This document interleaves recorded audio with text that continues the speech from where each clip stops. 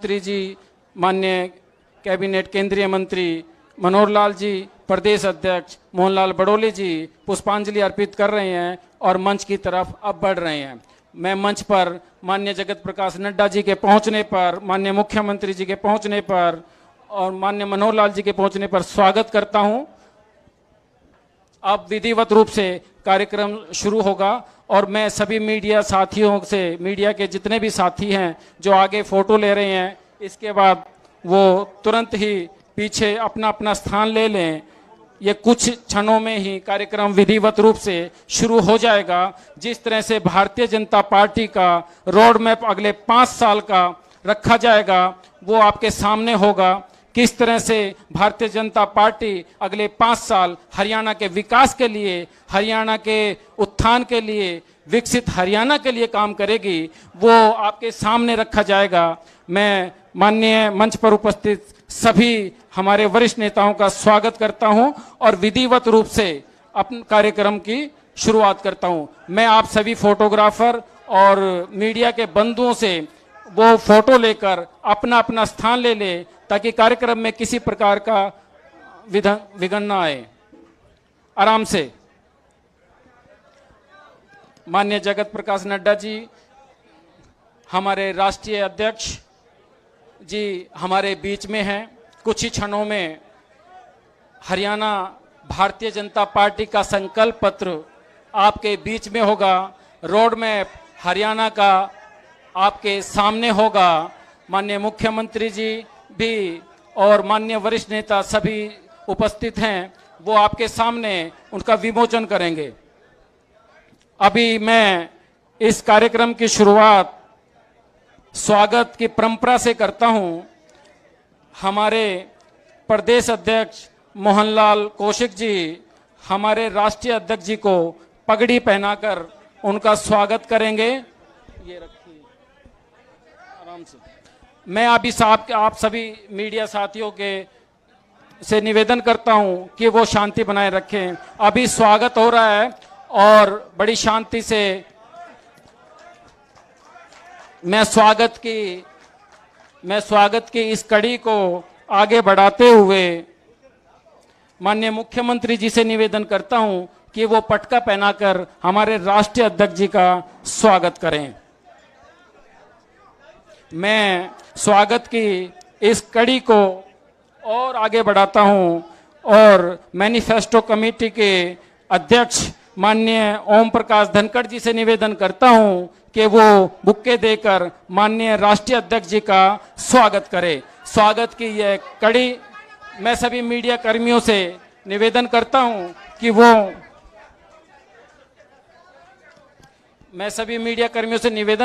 कि वो शांति बनाए रखें और आपको पूरे फुटेज मिलेंगे, मैं आपको विश्वास दिलाता हूं। और अभी मैं इस कार्यक्रम को आगे बढ़ाते हुए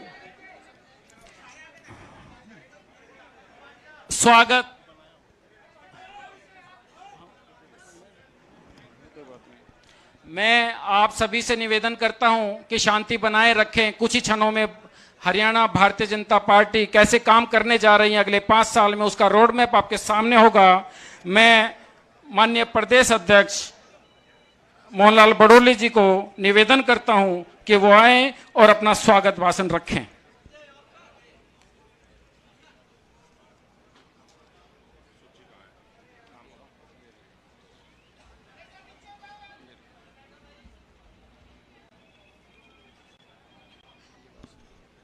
भारत माता की। एक बार सभी बोलेंगे भारत माता की, भारत माता की। आज वर्ष 2024 का ये जो विधानसभा का हरियाणा प्रदेश में चुनावी आगाज और इस चुनाव के लिए भारतीय जनता पार्टी का जो संकल्प पत्र आज जारी करने के लिए हमारे भारतीय जनता पार्टी के राष्ट्रीय अध्यक्ष माननीय जगत प्रकाश नड्डा जी आज अपने बीच में उपस्थित हैं।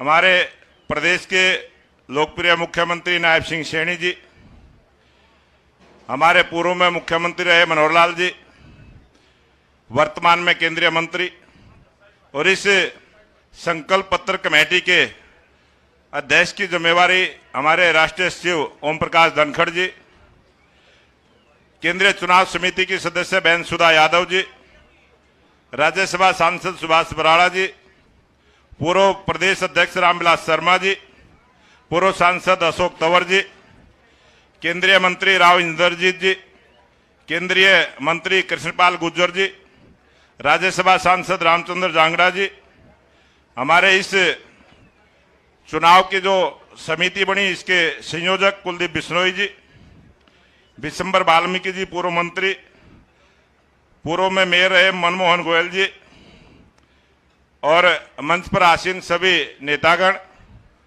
आज मैं प्रदेश भारतीय जनता पार्टी की तरफ से सभी नेताओं का हार्दिक स्वागत और अभिनंदन करता हूं। आज वर्ष 2024 के इस चुनाव को लेकर जो भारतीय जनता पार्टी का संकल्प पत्र बना है, उस संकल्प पत्र को हमारे राष्ट्रीय अध्यक्ष जगत प्रकाश नड्डा जी आज सभी मीडिया कर्मियों के सामने पूरे देश को प्रस्तुत करेंगे। और ये भारतीय जनता पार्टी का जो संकल्प पत्र, इसमें जो हमने बातें कही हैं उन सब को अक्षर से लागू करने का जो संकल्प हमने लिया, जिस प्रकार से 2014 में भी जो संकल्प पत्र हमने जारी किया था उसी पर सरकार ने काम करते हुए उसको पूरा किया। 2019 के संकल्प पत्र को भी अक्षर से पूरा करते हुए हमारी सरकार ने काम किया है। लगातार 10 वर्षों से जो भारतीय जनता पार्टी की एक मजबूत सरकार हरियाणा प्रदेश में रही है, ये अगले 5 वर्ष का जो संकल्प पत्र आज हम जारी करेंगे। और मुझे पूरा विश्वास है हरियाणा प्रदेश में जिस प्रकार का वातावरण बना है, आने वाले इस चुनाव में भारतीय जनता पार्टी की स्पष्ट बहुमत की सरकार हमारे लोकप्रिय मुख्यमंत्री नायब सिंह सैनी जी के नेतृत्व में, जब 2024 के चुनाव के बाद जो सरकार बनेगी, हमारे लोकप्रिय मुख्यमंत्री नायब सिंह सैनी मुख्यमंत्री की शपथ लेंगे। इस प्रकार के विश्वास के साथ आज पूरे हरियाणा प्रदेश में जो वातावरण बना है, एक तरफा वातावरण जो भारतीय जनता पार्टी का बना है, ये हमारा राष्ट्रीय नेतृत्व जिस सोच के साथ चला है, हमारे राष्ट्रीय नेतृत्व देश के लोकप्रिय प्रधानमंत्री जिस प्रकार से तीसरी बार देश में प्रधानमंत्री का पद संभाला, इसी प्रकार से हरियाणा प्रदेश में भी भारतीय जनता पार्टी की सरकार बने, इसी निवेदन और आशा के साथ मैं निवेदन करूंगा। हमारे जो इस मैनिफेस्टो, इस संकल्प पत्र कमेटी के अध्यक्ष हैं ओम प्रकाश धनखड़ जी, वो भी अपनी बात को रखेंगे।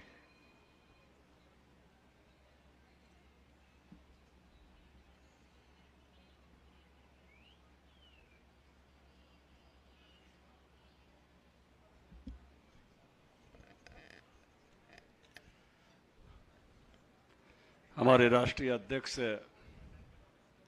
केंद्रीय मंत्री आदरणीय जगत प्रकाश नड्डा जी,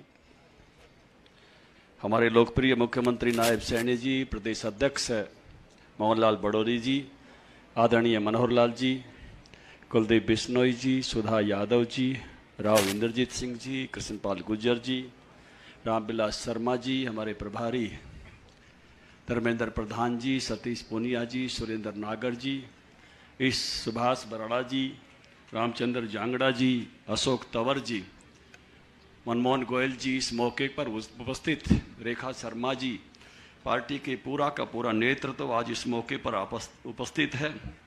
मुझे ये बताते हुए खुशी हो रही है, आदरणीय राष्ट्रीय अध्यक्ष जी, 2,37,226 लोगों ने इस घोषणा पत्र को बनाने के लिए अपना योगदान दिया है।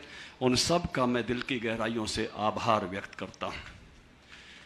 घोषणा पत्र की कमेटी ने जहाँ बार बार बैठकें करके उन सुझावों पर मंथन किया है, उसके साथ साथ हर जिले में जाके और एक दायित्व का निर्वहन किया है, समाज के हर वर्ग से बात करने की कोशिश की है और हर जिले में जाकर बात करने की कोशिश की है। इस बार हमारे घोषणा पत्र में हमने एरिया स्पेसिफिक होने की कोशिश की है। जब ये आपके बीच में आएगा तो हर जिले के लिए कुछ ना कुछ हमारे इस संकल्प पत्र में होने वाला है। हमारे इस जो विजन है आगे का, इसमें कुछ ना कुछ हर जिले के लिए होने वाला है, जिसकी जानकारी जब माननीय राष्ट्रीय अध्यक्ष जी उसको समर्पित करेंगे हरियाणा की जनता के लिए उस संकल्प को, तो सबके लिए कुछ ना कुछ है।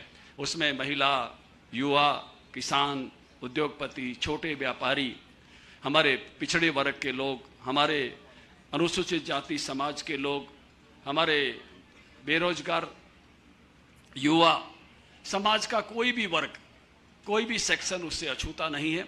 हर सेक्शन के लिए इसमें कुछ ना कुछ है।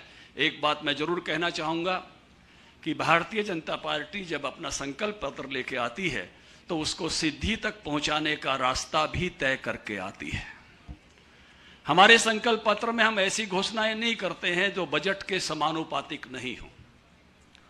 हम ये विचार करके देखते हैं कि हमारे पास इतना बजट है, उसमें रेवेन्यू बजट इतना है जिसमें से हम कोई पैसा काट नहीं सकते हैं, उसमें पूंजीगत बजट उसका 30% अगर हरियाणा में अभी औसत रूप से आता है, उस 30% बजट के साथ किस प्रकार से मैं जो कुछ हम संकल्प लेकर आए हैं उसको सिद्धि में बदल सकते हैं। हमारा, मैं जोर देकर इस बात को कह रहा हूं कि हमारा संकल्प पत्र रिसोर्सेज के हिसाब से है, क्योंकि जो कहा जाता है अपने हरियाणा में, तेते पाव पसारिये जेती लंबी सोड़, लेकिन बहुत सारी पार्टियां ऐसा घोषणा पत्र लेके आती हैं कि उनका कभी ऊपर से ढक जाए तो नीचे, और नीचे से अगर वो सोड़ ओढ़े तो ऊपर बड़ा खाली रहता है, बजट के समानुपातिक नहीं होते। उन्होंने अनेक प्रदेशों में जन आदेश को झूठ बोलकर लूटने का काम किया है।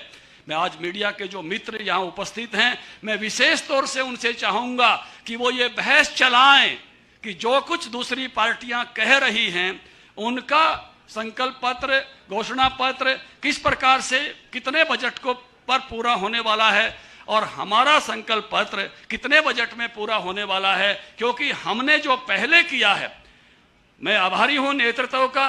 पिछली बार का संकल्प पत्र का दायित्व भी मुझे था और अभी हमारे अध्यक्ष ने घोषणा की कि हम उसको पूरा करके आपके बीच में बैठे हुए हैं उस संकल्प पत्र को। और नया संकल्प पत्र जो हमने एक स्लोगन दिया है, नॉन स्टॉप हरियाणा, पहले हमने क्या किया है ये बताया है इस संकल्प पत्र में भी, और नॉन स्टॉप ये कैसे आगे बढ़ेगी ये भी इसका जिक्र उसी पैटर्न पर किया है कि यहां तक हम आ चुके हैं और आगे हमें कहां पहुंचना है उसका विजन लेकर आपके बीच में आए हैं। मुझे लगता है कि जब संकल्प पत्र आएगा, राष्ट्रीय अध्यक्ष जी जब उसको आपको समर्पित करेंगे, एक शानदार संकल्प पत्रों में से बहनों के लिए, बेटियों के लिए मैं कहूंगा कि एक शानदार जो है संकल्प पत्र आने वाला है। और जिस संकल्प पत्र के लिए सबसे बड़ा संकल्प यह है कि हम जो कह रहे हैं उसको सिद्धि में बदलेंगे। ये मेरे नेतृत्व से बात करके हमने इस प्रकार का संकल्प पत्र तैयार किया है कि इस प्रकार के रिसोर्सेज हमको इसको पूरा करने के लिए कितने चाहिएंगे और उसको हम पूरा कर पाएंगे। इन्हीं शब्दों के साथ, क्योंकि भारतीय जनता पार्टी जो कहती है सो करती है, और प्रधानमंत्री जी जैसे कहते हैं यही समय है, सही समय है हरियाणा के आगे बढ़ने का, तो उस प्रकार के विजन के साथ हम उपस्थित हैं। इन्हीं शब्दों के साथ मैं आभारी हूं हमारे राष्ट्रीय अध्यक्ष जी ने स्वयं आकर हमारे संकल्प पत्र को समर्पित करने का समय दिया है, हमारे सारे नेतृत्व ने आकर समय दिया है। दिल की गहराइयों से सबका आभार व्यक्त करते हुए अपनी वाणी को विराम देता हूं। सबको प्रणाम। अब मैं आमंत्रित करता हूं जिनके नेतृत्व में तीसरी बार भाजपा की सरकार बनने जा रही है, मैं माननीय मुख्यमंत्री जी को मंच पर आमंत्रित करता हूं कि माइक पर कि वो आएं और अपना उद्बोधन रखें।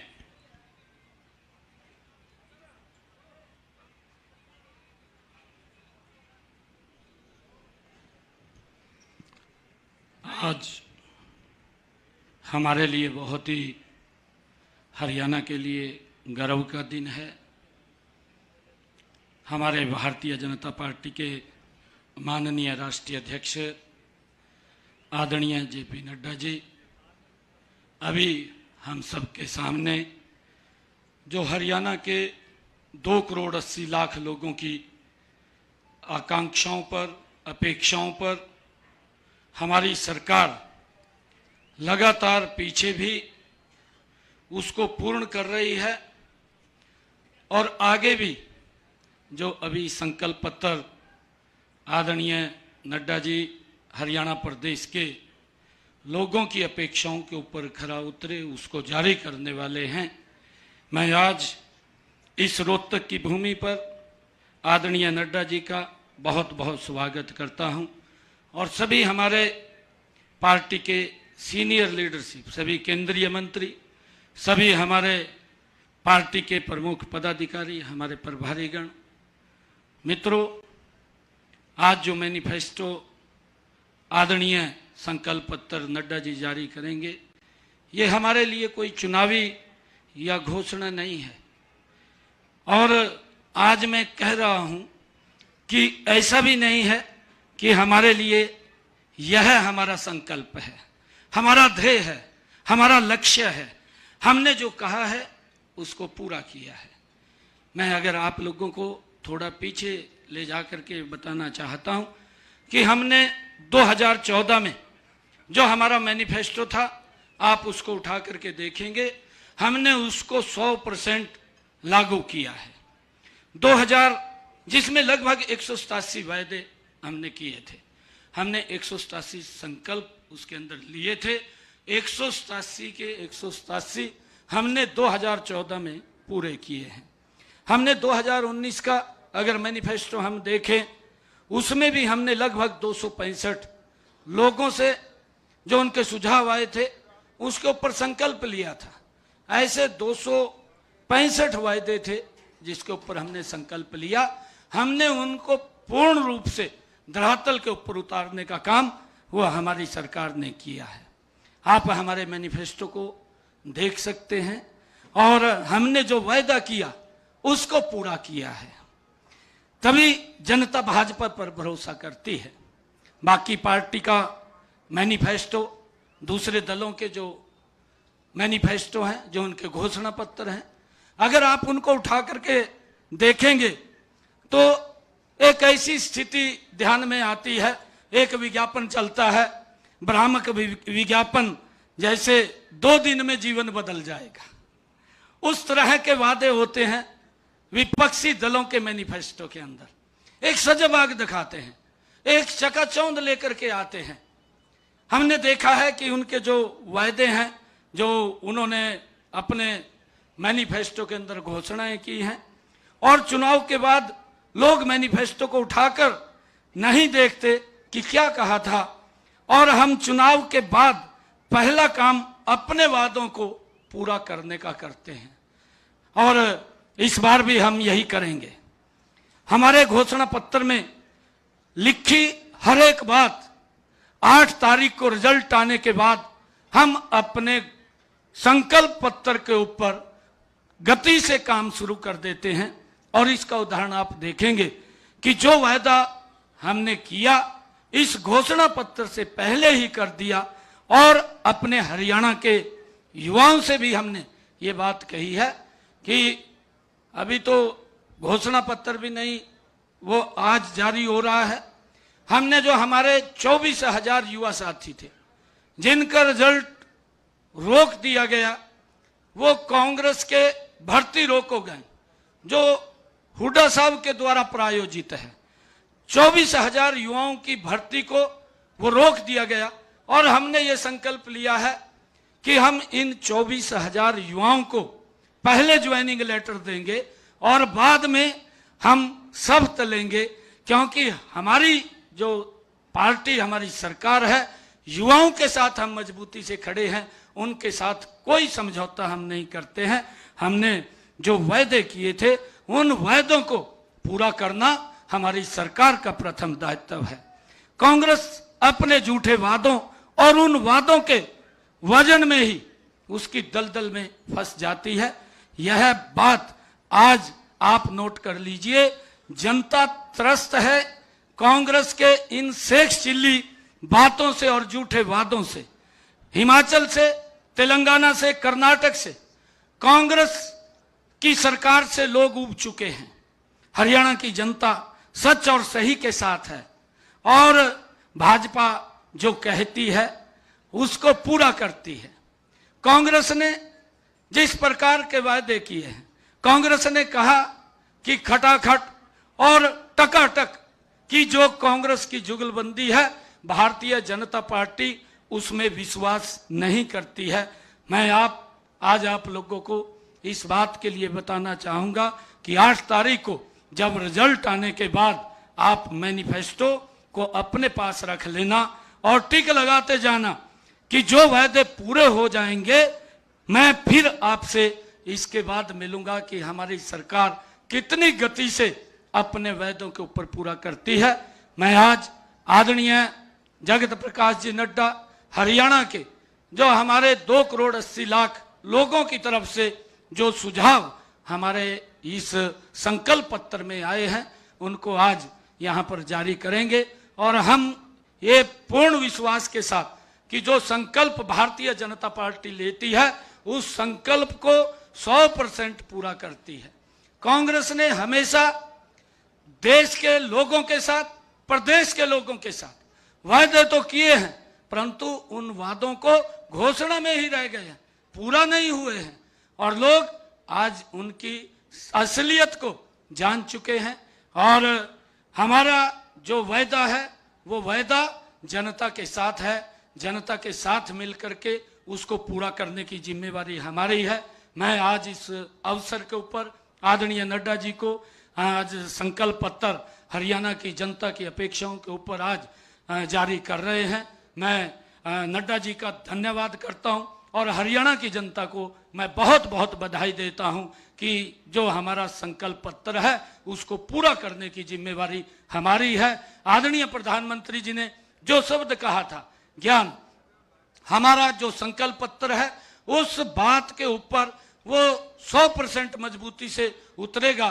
गरीब को इस संकल्प पत्र में उसका ध्यान किया गया है और युवाओं को इस संकल्प पत्र में ध्यान किया गया है मजबूती से उनकी तरफ और अन्नदाता की तरफ हमारी इस संकल्प पत्र के अंदर उनके बारे में मजबूती से काम किया गया है और हमारी नारी है उसको सशक्त करने का इस संकल्प पत्र के अंदर उनकी भावनाओं को समाहित किया गया है।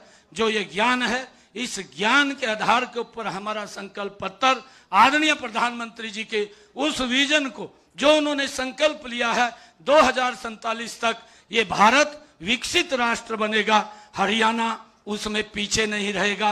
हरियाणा के 2 करोड़ 80 लाख लोग इस संकल्प पत्र के साथ चलते हुए आदरणीय प्रधानमंत्री जी के साथ सहयोग करते हुए भारत को विकसित राष्ट्र बनाने में अपना योगदान मजबूती से देंगे। मैं आदरणीय नड्डा जी का पुनः बहुत बहुत धन्यवाद और स्वागत करता हूं। इन्हीं शब्दों के साथ जय हिंद, जय भारत। बहुत बहुत धन्यवाद माननीय मुख्यमंत्री जी। तो दोस्तों अब वो घड़ी आ गई है भारतीय जनता पार्टी के संकल्प पत्र के विमोचन की और मैं माननीय स्टेज पर बैठे सभी नेताओं से यह निवेदन करूंगा, माननीय जगत प्रकाश नड्डा जी से ये निवेदन करूंगा कि वो विमोचन करे हमारे संकल्प पत्र के जो अगले 5 साल का रोड मैप है भारतीय जनता पार्टी का। भारतीय जनता पार्टी केवल घोषणाएं नहीं करती, वो संकल्प लेती है गरीब कल्याण का, वो संकल्प लेती है महिलाओं के उत्थान का, वो संकल्प लेती है युवाओं के विकास का, वो संकल्प लेती है किसानों के सशक्तिकरण का। मैं आप सभी आगे जो संकल्प पत्र जो 5 साल का रोड मैप है वो आपके सामने है। अभी मैं 20 सूत्री जो कार्यक्रम है संकल्प पत्र में वो भी आपके सामने अगले 1 मिनट में ही आपके सामने प्रस्तुत होने जा रहा है और माननीय जगत प्रकाश नड्डा जी उस संकल्प पत्र के 20 सूत्री जो कार्यक्रम है उनको पढ़कर आपके सामने रखेंगे।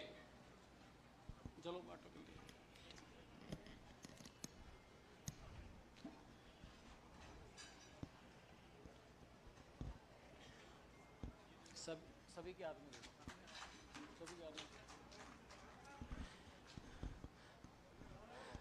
आप सभी मीडिया के साथियों से निवेदन है कि जो 20 सूत्री कार्यक्रम है उस संकल्प पत्र को जरा जूम करके लीजिए।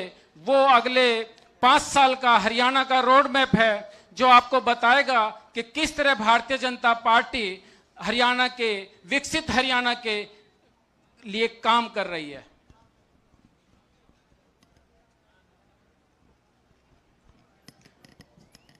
बहुत बहुत धन्यवाद माननीय अध्यक्ष जी। मैं मंचासीन सभी अपने वरिष्ठ नेताओं से का बहुत बहुत धन्यवाद करता हूं।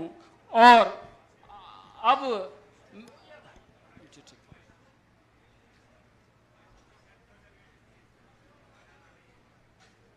आज के इस संकल्प पत्र के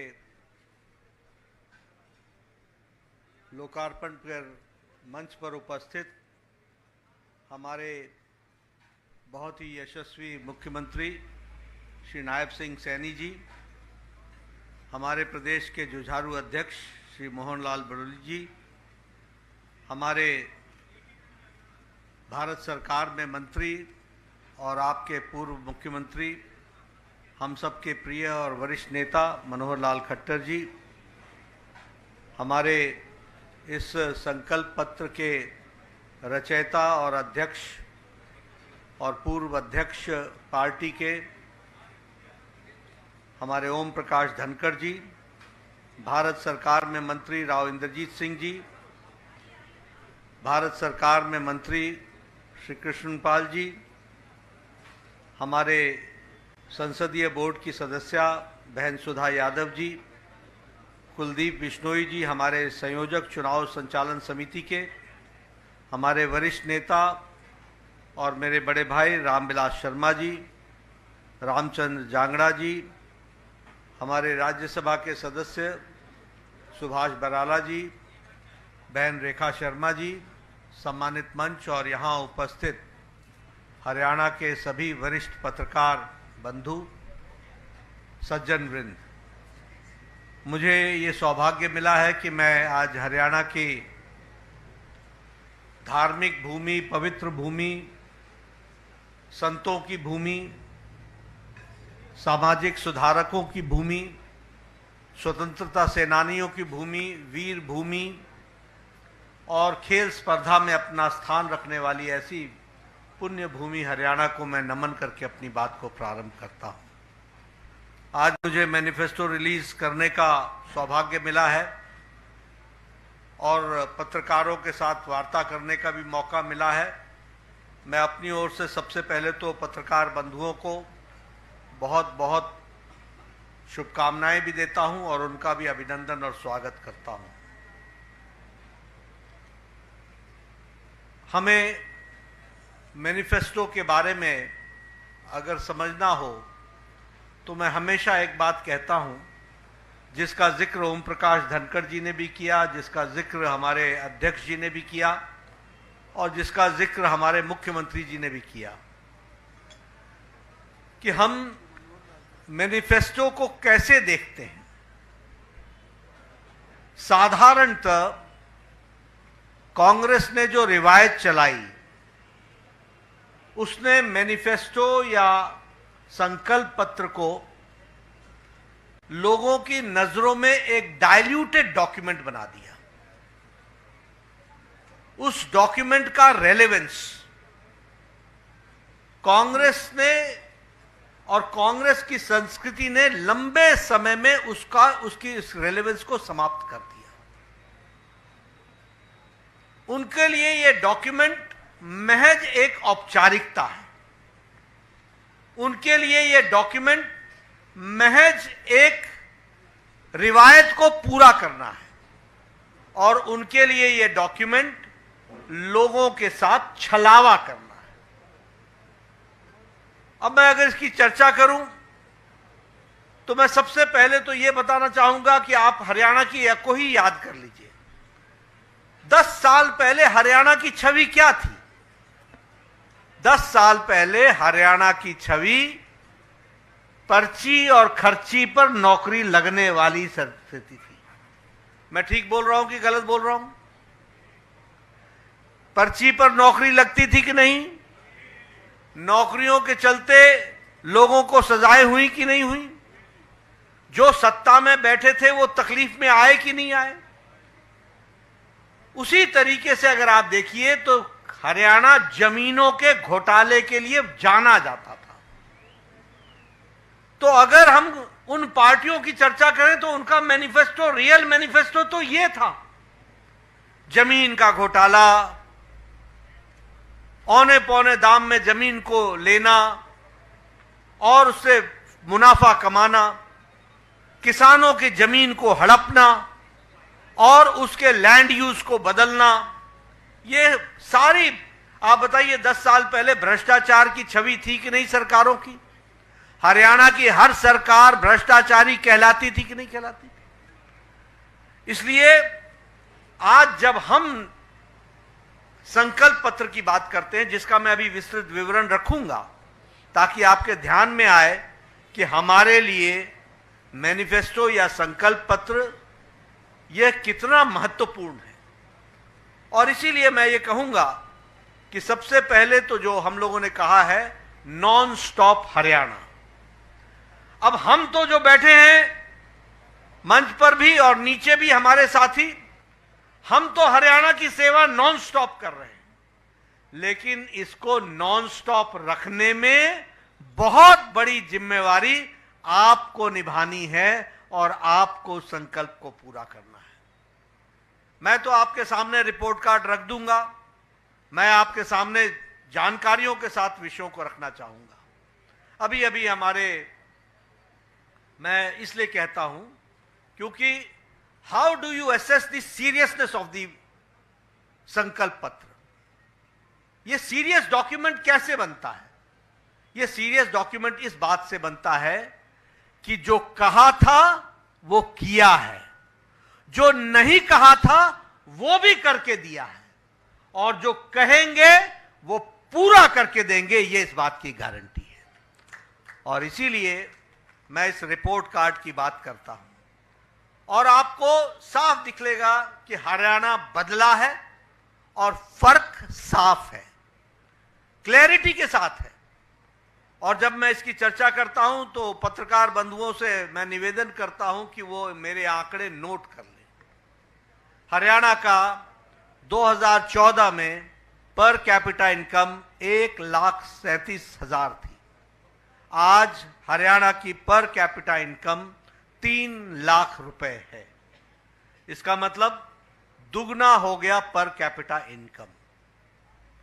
अगर मैं बात करूं एक्सपोर्ट की, तो हरियाणा का एक्सपोर्ट 68,000 करोड़ रुपए था और आज हरियाणा का एक्सपोर्ट 2.50 लाख है।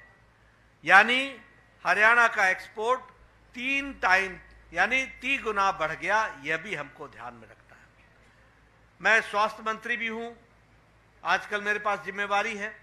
मैं आपको बताना चाहता हूं, मनोहर लाल जी जानते हैं, इन्होंने संकल्प ले रखा था हर जिले में मेडिकल कॉलेज खोलेंगे, हर जिले में मेडिकल कॉलेज खोलेंगे। 7 मेडिकल कॉलेज होते थे, आज 15 मेडिकल कॉलेज हैं और यह भी दुगना हो गया है, दुगने से ज्यादा हो गया। यह भी आपको ध्यान में रखना है। हमारे मेडिकल कॉलेज की सीट्स 700 होती थी, आज मेडिकल कॉलेज की सीट्स 2185 हैं। और जब मैं 2185 बोलता हूं तो यह भी आप ध्यान रखिए कि यह तिगुना हो गया, ट्रिपल हो गया। यह भी हमको ध्यान में रखना चाहिए। जो बिजली 24 घंटे गांव में आने की बात थी, 2014 में पत्रकार बंधु नोट कर लें, हरियाणा में 538 गांव में 24 घंटे बिजली थी और आज 68,000 गांव में बिजली 24 घंटे है। इस बात को भी 58,000 गांव में बिजली है। इस बात 5800 गांव में बिजली है। इसको भी हमको ध्यान में रखना चाहिए। उसी तरीके से क्रॉप कंपनसेशन, अब बहुत सी बातें, यहां किसान की चर्चा बहुत होती है और हमारे घड़ियाली आंसू बहाने वाले नेता कांग्रेस के कोई कम नहीं है। हींग लगे न फिटकरी, रंग चोखा करने में लगे रहते हैं। ऐसे ऐसे नेता हैं जो किसानों की बात करते हैं। लेकिन मैं आपको बताना चाहता हूं कि जब कांग्रेस की सरकार थी तो क्रॉप का कंपनसेशन 1,158 करोड़ रुपए दिए गए और भारतीय जनता पार्टी ने क्रॉप के कंपनसेशन में 12,500 करोड़ रुपए दिए। 10 टाइम क्रॉप का कंपनसेशन में इजाफा हुआ। ये आप ध्यान में रखिए। इसलिए किसानों के हित चिंतक जो बनते हैं, आंकड़ों में कहां दिखते हैं, ये भी आपको समझ लेना चाहिए। उसी तरीके से क्रॉप डैमेज के जो कंपनसेशन है, वह 6,000 प्रति एकड़ था, उसको आज बढ़ा करके 15,000 प्रति एकड़ कर दिया गया, 2.5 गुना बढ़ा दिया गया। ये हमारे क्रॉप का कंपनसेशन दिया जा रहा है। इसलिए किसानों के हित चिंतक कौन रहा है, इसका विश्लेषण हमारे पत्रकार बंधु जरूर करें। ओल्ड एज पेंशन तिगुनी कर दी गई, 1,000 होती थी, आज 3,000 है।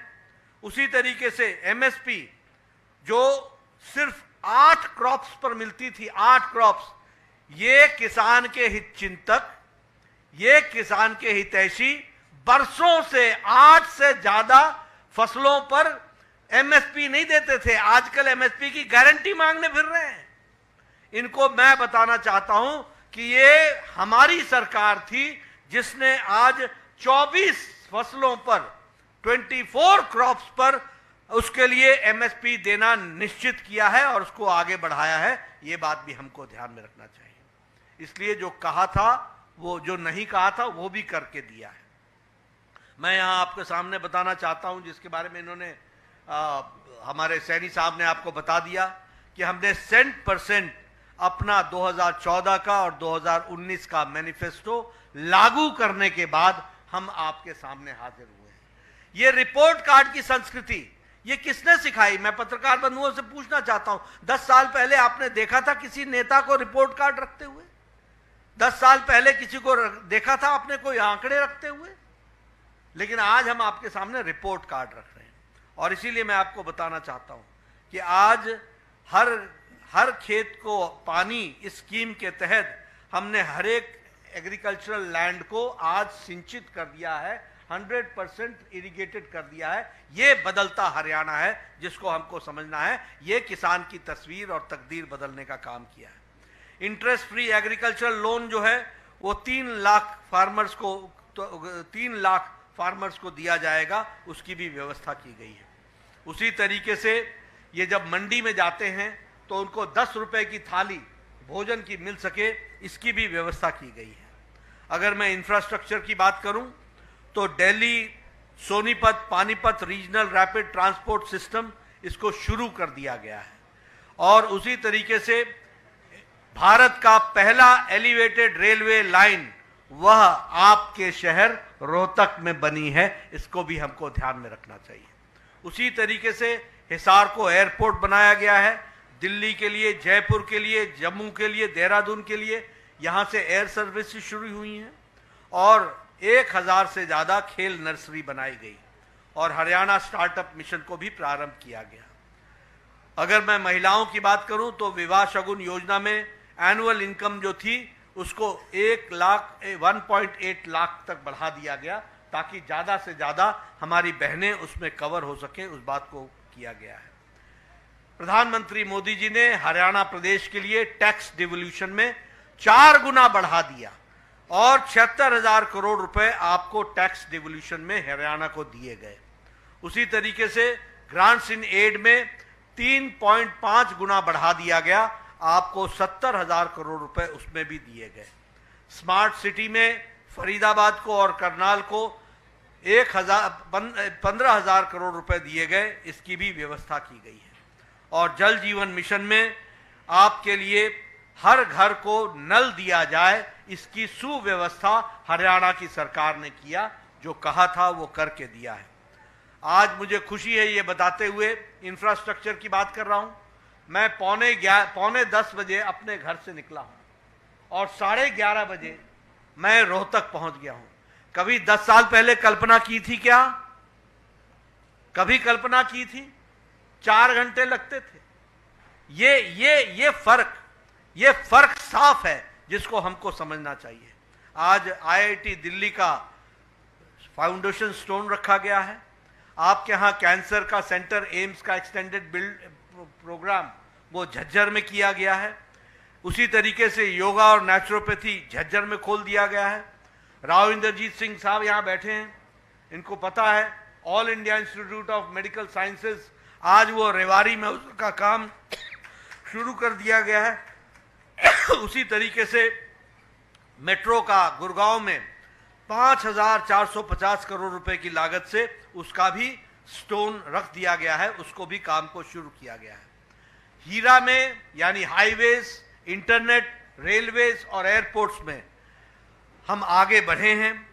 Delhi Mumbai expressway, Delhi Amritsar Katra expressway, Ambala Kotputli corridor, Amritsar Bathinda Jamnagar, ये सारे एक्सप्रेसवे हरियाणा के थ्रू होकर के जा रहे हैं और हरियाणा के जीवन में मूल चूल परिवर्तन करने में बहुत बड़ा योगदान है, अमूल परिवर्तन करने में बहुत बड़ा योगदान है। इसको भी हमको समझना चाहिए। रेलवे में आज आपका इलेक्ट्रिफिकेशन 100% हो गया है।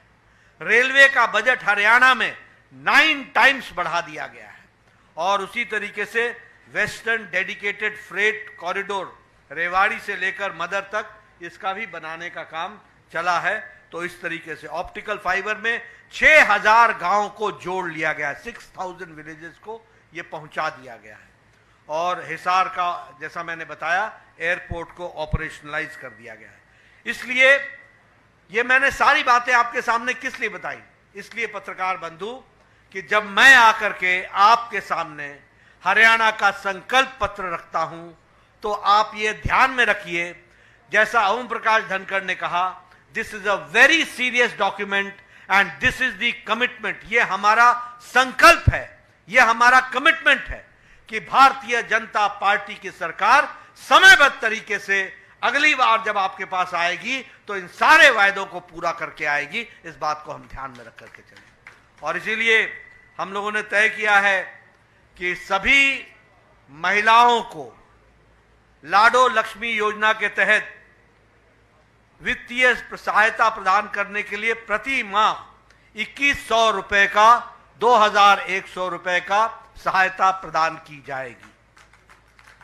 उसी तरीके से आईएमटी खरखोदा के तर्ज पर 10 अत्याधुनिक यानी मोस्ट मॉडर्न इंडस्ट्रियल शहर बनाए जाएंगे और 50,000 से ज्यादा युवा जो आसपास के गांव के होंगे उनको उद्यमियों से बातचीत करके उनको वहां पर रोजगार दिया जाएगा, उनको रोजगार दिया जाएगा, इसकी व्यवस्था की जाएगी। इसी तरीके से चिरायु आयुष्मान में जो आपको 5 लाख रुपए प्रति वर्ष मिलता है उसको 10 लाख रुपए कर दिया जाएगा, प्रति वर्ष 10 लाख रुपए आपको दिया जाएगा। साथ ही साथ 70 वर्ष से ऊपर के हमारे जो परिवार में लोग होंगे उनको अलग से परिवार के लिए 10 लाख रुपए की व्यवस्था की जाएगी।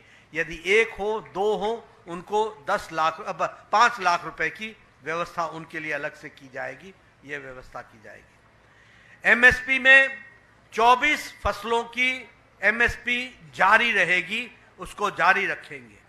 उसी तरीके से हम 2 लाख युवाओं को बिना खर्चे के और बिना पर्ची के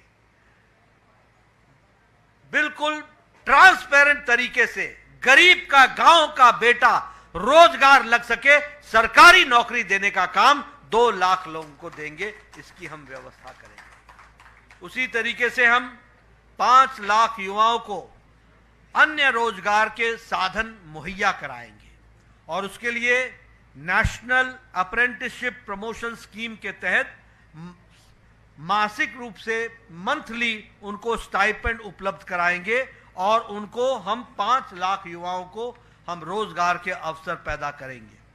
हम शहरी और ग्रामीण इलाके में 5 लाख आवास उपलब्ध कराएंगे, 5 लाख आवास बनेंगे शहरी और ग्रामीण में, ताकि हमारे बीपीएल और हमारे जो सोशियो इकोनॉमिक कास्ट सेंसस के दायरे में आने वाले लोग हैं उसमें कोई भी व्यक्ति बिना पक्के छत के न रहे, इसकी हम व्यवस्था करेंगे, इसको हम पूरा करेंगे।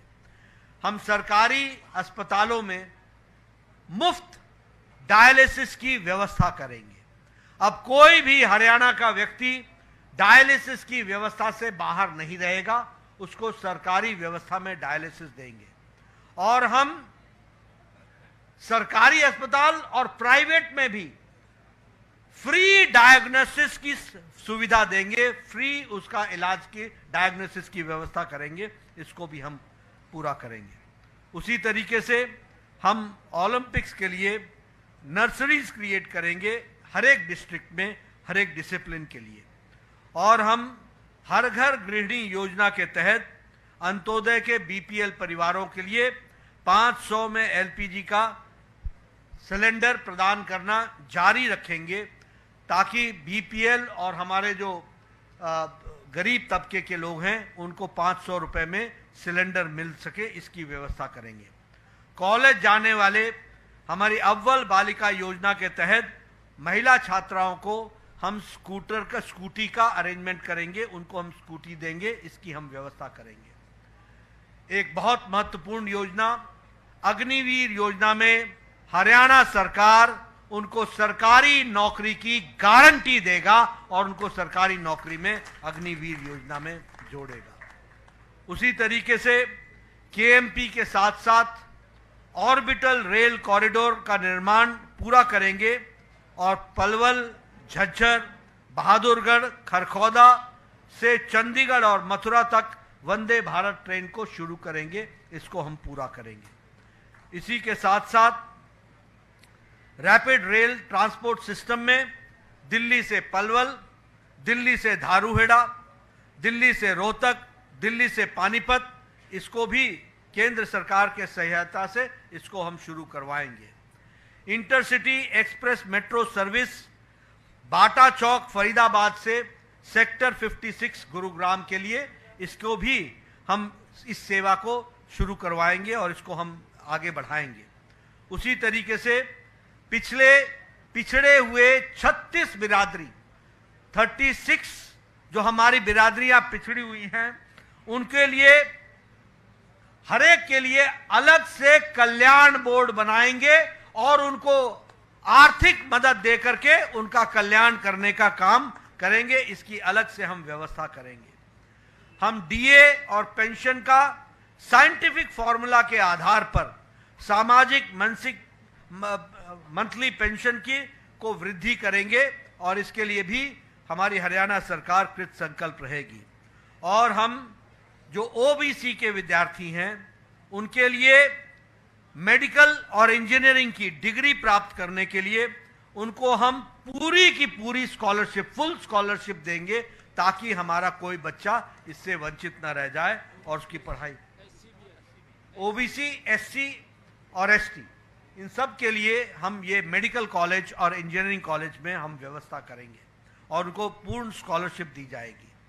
हरियाणा के प्रदेश सरकार लोन के दृष्टि से 25 लाख रुपए बैकवर्ड क्लास के एंटरप्रेन्योर्स के लिए एडिशन, मुद्रा स्कीम से एडिशन, एससी और एसटी को तो मिलता ही है, लेकिन बैकवर्ड क्लास के लिए भी उसको हम जोड़ेंगे और उनको हम एंटरप्रेन्योर्स को मुद्रा स्कीम से अलग से 25 लाख रुपए का उनके मुहैया कराएंगे और उनको हम लोन देंगे और वो इंटरेस्ट फ्री लोन होगा।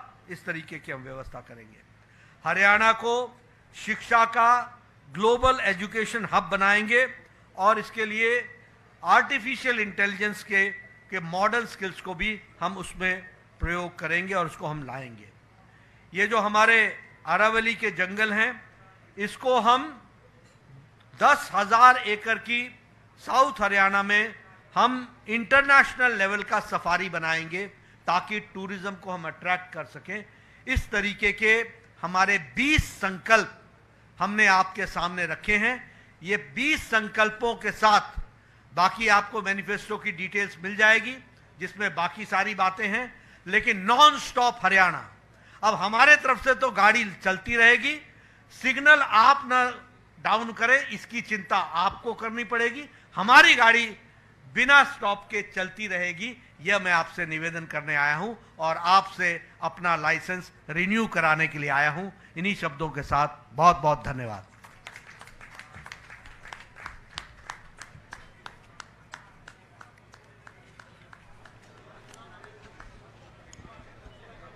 धन्यवाद माननीय अध्यक्ष जी। अब हम कार्यक्रम की समाप्ति की घोषणा करते हैं और मंचासीन सभी माननीय नेताओं से का धन्यवाद